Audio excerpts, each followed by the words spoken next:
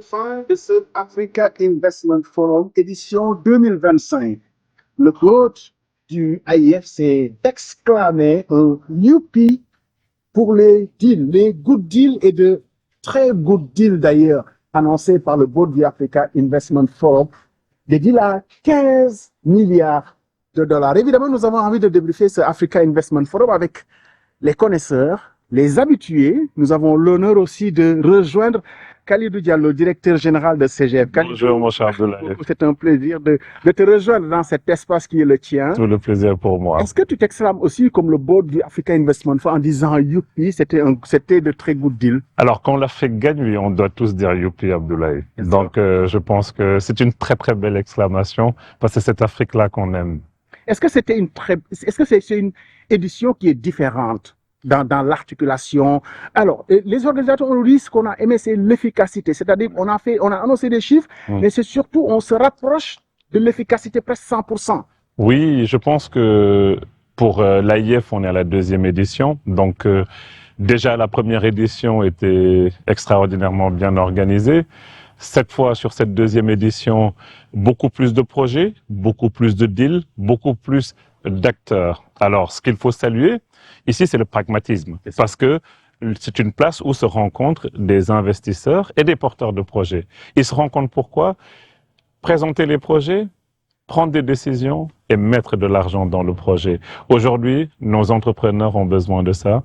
Nos États aussi ont besoin de ça.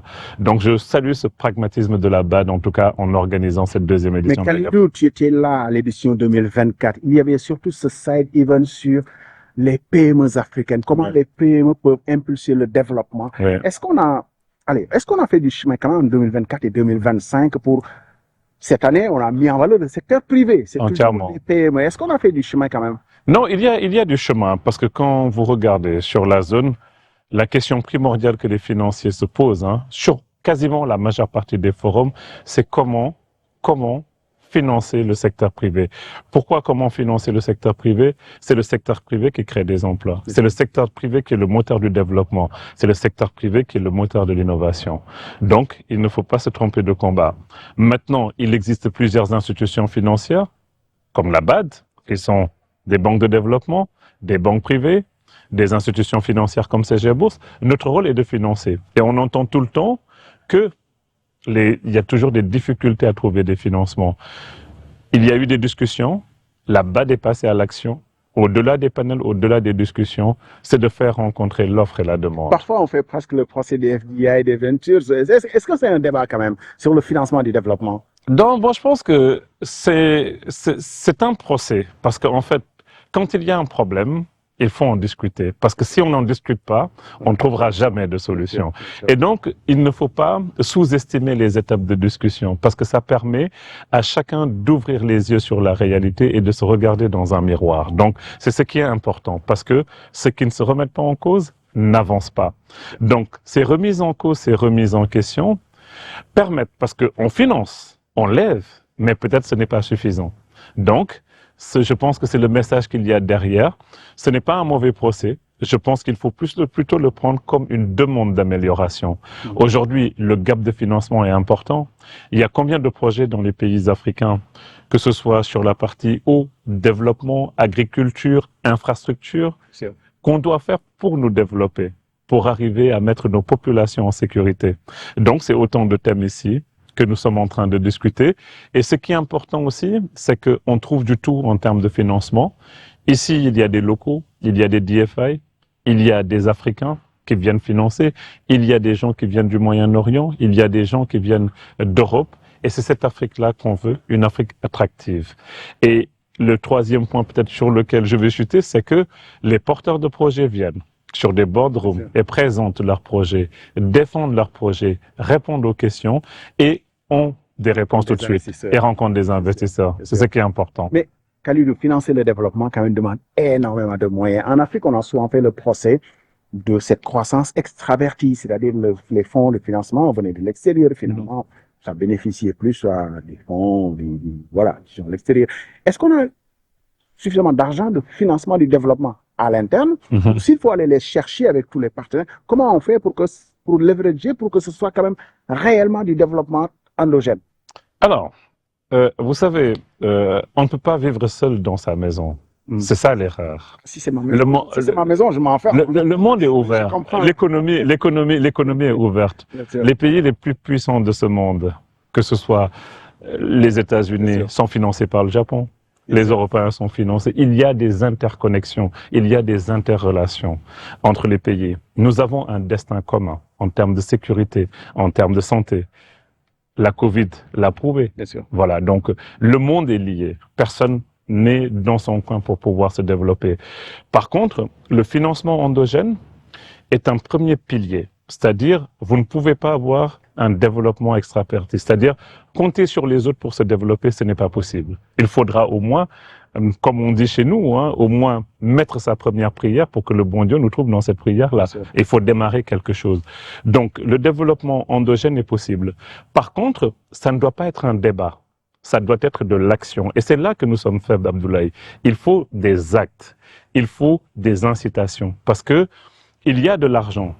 Pourquoi cet argent ne vient pas? Peut-être il faut réfléchir à des politiques publiques, il faut réfléchir à des incitations fiscales, il faut réfléchir à comment faire venir les gens. Ils ne viendront pas tout seuls.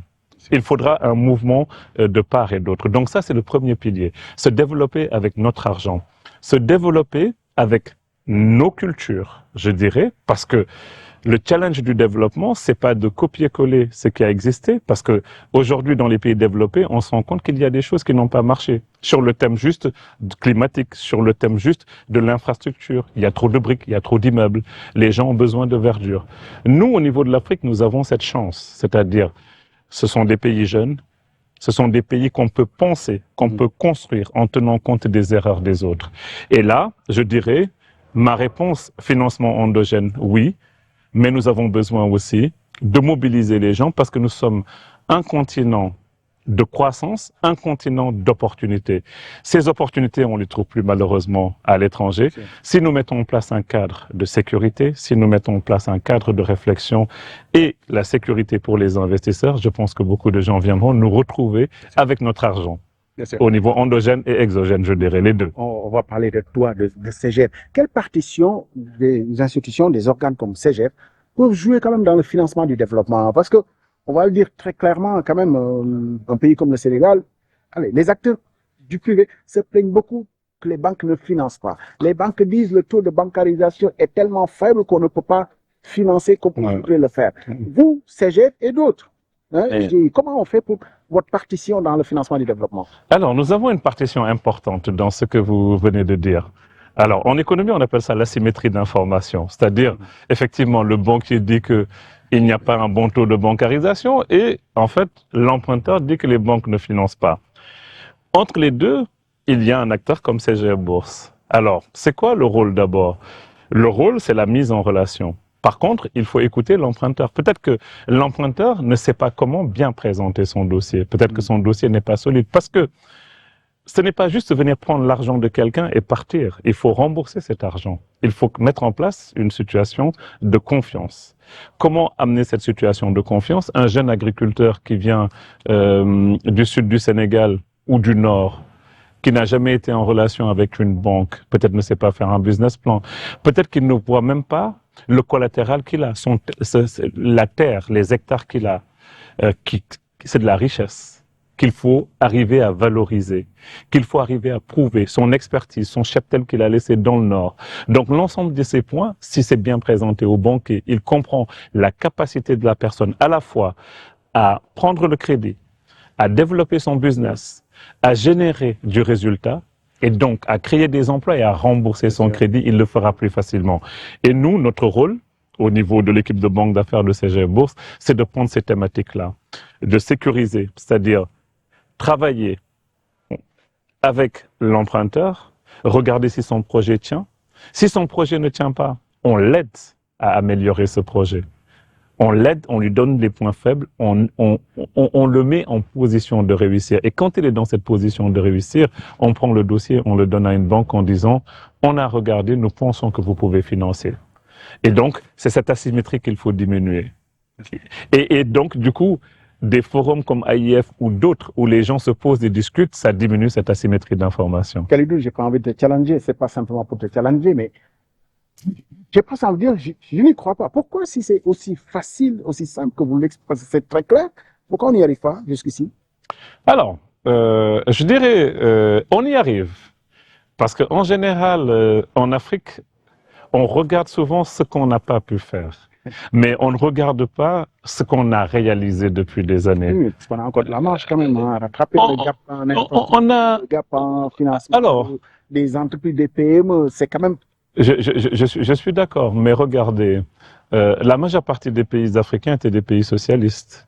Jusque dans les années 80, peut-être même dans les années 90, pour les gens de ma génération qui s'en rappellent. Donc, le libéralisme, quasiment au Sénégal, c'est en 2000. Nous sommes 25 ans après. Donc, en fait, il faut voir. Il y a eu quand même des structurations. C'est vraiment qu'on a beaucoup fait de l'idéologie quand même. Alors, vous savez, il ne faut pas être très dur avec nous-mêmes. Souvent, on s'autoflagelle. Pourquoi je le dis? Dans la majeure partie des pays, quand je regarde la France, on parle toujours de la beauté du pays. On a l'impression que ces pays n'ont pas de défaut. Quand on parle des États-Unis et de MAGA, on parle d'être grand. On ne connaît pas les problématiques de ces pays. Donc, peut-être que nous pouvons regarder ce que nous avons de bon. Nous avons beaucoup de choses de bon. Que ce soit en termes de climat, que ce soit en termes de matières premières, que ce soit même en termes de culture. Moi, ma position, c'est que je ne crois pas qu'on peut se développer en dehors de nos cultures. Tout à l'heure, quand on discutait, je disais, faire des infrastructures en Afrique, certes, c'est bon par rapport à la mobilité, mais on voit en Europe qu'on nous dit qu'il y a trop de béton. Donc, peut-être qu'il existe une voie qui nous est propre. Regardons ce que nous pouvons faire. Vous savez, j'ai pas la conviction que le développement, c'est faire comme l'autre. C'est ressembler à l'autre. Parce qu'essayer de ressembler à l'autre, c'est ne jamais devenir le premier. Parce que l'autre sera toujours premier parce que c'est lui l'objectif. Et moi, je pense qu'au niveau de l'Afrique, nous avons notre partition. Nous avons un nouveau monde à créer. Un monde peut-être plus humain, un monde beaucoup plus économique peut-être, beaucoup plus performant. Et moi, c'est cette Afrique-là que je veux voir. L'affaire est gâtée, ou peut-être que l'affaire va s'arranger depuis que les financiers se sont mis à parler de philosophie et à faire de la sociologie. Je pense que ça va bien ensemble, je pense bien. Ça va bien ensemble. C'est de l'économie, et ça s'appelle de l'économie du développement. Ce dont je parle, ce sont des enjeux. Quand j'étais étudiant, j'ai fait ce qu'on appelle l'économie des tiers-mondes. Et en fait, c'est une conviction, c'est un pan de l'économie, hein, l'économie du développement. Ce n'est pas de la philosophie, mais en fait, ce dont je rappelle, c'est que l'économie est une science sociale. Bien sûr. Elle est complètement basée sur la philosophie, avant de devenir ce qu'elle est aujourd'hui. C'est son chemin. Évidemment, on ne va pas parler de dette. On ne va pas parler de dette, on peut parler de dette, mais la... Expliquez-nous juste qu'est-ce qui fait qu'un pays soit très endetté à un niveau où on dit que la dette est soutenable et qu'un autre soit plus endetté encore. Si je prends l'exemple, allez, c'est un exemple qui me vient comme ça. La France est à 135% de son PIB d'endettement, 3140 milliards d'euros de dette. Un pays, allez, c'est tombé sur le Sénégal, hein, je le dis, voilà, 132% du PIB de dette. Qu'est-ce qui fait la différence entre ces deux pays-là? Que ce soit soutenable par ici et que de l'autre côté, qu'on soit en débat sur la non-soutenabilité. Est-ce que c'est le cadre macroéconomique? Est-ce que c'est les structures en place? Est-ce que c'est les perspectives? Oui, vous savez, là aussi je vais philosopher, comparaison n'est pas raison, nous sommes d'accord. Bien sûr. Quand vous comparez des pays dont le maillage fiscal est bon, vous prenez le cas de la France, personne ne peut échapper aux impôts, qu'on soit entreprise, qu'on soit personne physique. Vous le comparez à un pays comme le Sénégal. On se fait rattraper par la patrouille. On se fait rattraper. Oui. Voilà, comme c'est pour ça que je parlais de pays jeunes, où des choses sont en train d'être mises en place. Et vous savez, celui qui a le plus de valeur, c'est pas celui qui est assis sur l'or, mais c'est celui qui est en train de se battre pour devenir. Et ça, ce sont les pays africains. Vous voyez. Donc, aujourd'hui, le maillage fiscal au niveau du Sénégal, l'État crée des centres de proximité depuis des années pour arriver à élargir son assiette fiscale. Donc, il y a tous ces points qu'il faut intégrer. Mais le plus important, et je le répète toujours, la dimension de l'économie, c'est de la confiance. Il faut qu'on fasse confiance. En France, le gouvernement a ses problématiques, les présente pour régler les problèmes des Français, pas le problème des Sénégalais ou le problème des Américains. Au Sénégal aussi, je pense que notre orientation, et je crois bien que c'est l'orientation de l'État sénégalais, c'est de régler les problèmes des Sénégalais. On nous parle d'emploi, on nous parle de santé, on nous parle d'éducation. Donc, il faut qu'on arrive à faire confiance à cet État, à écouter le message qui est donné, à ne pas, en fait, parce qu'il y a des choses qui sont des choses d'experts, qui ne peuvent pas être discutées dans la rue. Et ce sont des experts qui ont pris ce dossier et qui nous disent certaines choses. Essayons de leur faire confiance sur cette chose-là. Mais nous sommes là aussi, le Sénégal, pour des milliers d'années. Un État ne disparaît pas. Un pays ne disparaît pas. Donc l'idée, c'est de reprendre notre combat de développement. C'est juste ça l'objectif. L'objectif, c'est le bien-être de nos populations. Notre objectif, que ce soit pour les politiques et les économistes, c'est l'impact social qu'on peut avoir dans nos métiers. Faisons-nous confiance là-dessus. Par contre, battons-nous ensemble. Puisque dans la division, on peut rien faire. Là aussi, je philosophe. Une transition pour finir quand même cette interview qu'on n'arrive pas à finir du temps parce qu'il y a tellement de choses à dire. Ce qui est bien, c'est que je le sais, tu peux parler pour tous les autres.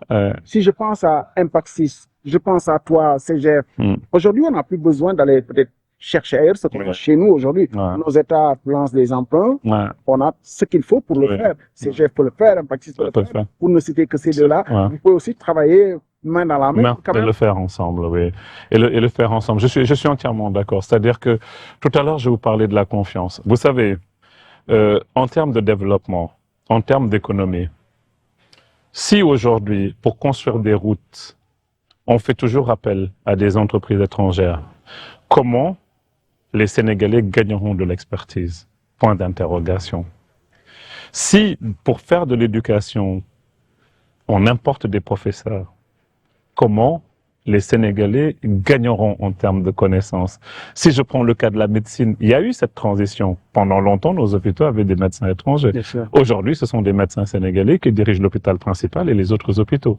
Comment la situation de Covid a été gérée? Très très bien par ces médecins-là. Donc, il faut aussi donner la chance à nos journalistes, à nos économistes, à nos médecins de pratiquer à un haut niveau sur des challenges. C'est là que nous apprenons. Et donc, ce qui est réel, c'est que il faut effectivement qu'on nous laisse jouer notre partition là-dessus. Et je confirme ce que vous avez dit. La connaissance, elle s'apprend. Au Sénégal, il y a combien de personnes à travers le monde qui ont appris, de Malaisie jusqu'aux États-Unis, en passant par l'Europe, le Canada, le Maroc, l'Algérie, la Russie. Donc, il y a des compétences. Donc, au lieu d'aller les chercher à l'extérieur, peut-être commençons par voir ce qu'il y a à l'intérieur. Et je vous confirme que nous avons de belles SGI. Vous avez parlé d'Impact6, vous avez parlé je parle d'Invectus, de Everest, de FGI et d'APCO. Et oui, on est capable d'y aller. Et les ventures qui sont là, voilà, il y a, et qui ont en fait du bon capital humain. Et si on nous donne pas des problématiques complexes, on n'apprendra pas.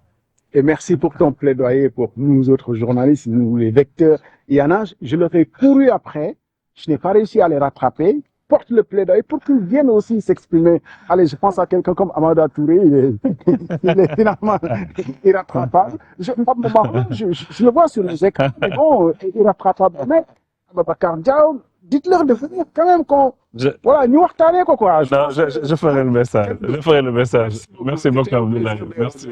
Merci, mon cher Abdoulaye. Merci beaucoup. Merci beaucoup. Nous avons été ici l'année dernière. Nous avons encore été ici cette année avec du beau monde, il faut le dire. Et surtout, on peut faire quand même barawatch entre nous Sénégalais. Ce Africa Investment Forum est porté par quelqu'un qu'on ne présente plus dans les travaux du AIF. Max Magor Ndiaye, qui est directeur principal à la Banque africaine de développement, qui porte ce projet que ces deux patrons de l'année dernière à Dessina, cette année, Sidi Ouluta, le président de la Banque africaine de développement, ils lui ont rendu hommage pour ce formidable travail, pour ce formidable rendez-vous qu'il offre à l'Afrique. Max, big up à toi, on te salue et j'espère avoir mon moment avec toi parce que toi, tu vas pas y échapper. Merci, merci. Bon, j'imagine que tu es très occupé. Félicitations, mec. Merci, franchement. Merci d'être venu. Ouais, mais bon. Bravo, je sais pas comment on dit, mais wow, tout le boardroom, tout le board est enthousiaste. Hein? C'était très bien. Bon, il faut que je te mette en boîte avec ce gars-là. Ah, yes. Ah ouais.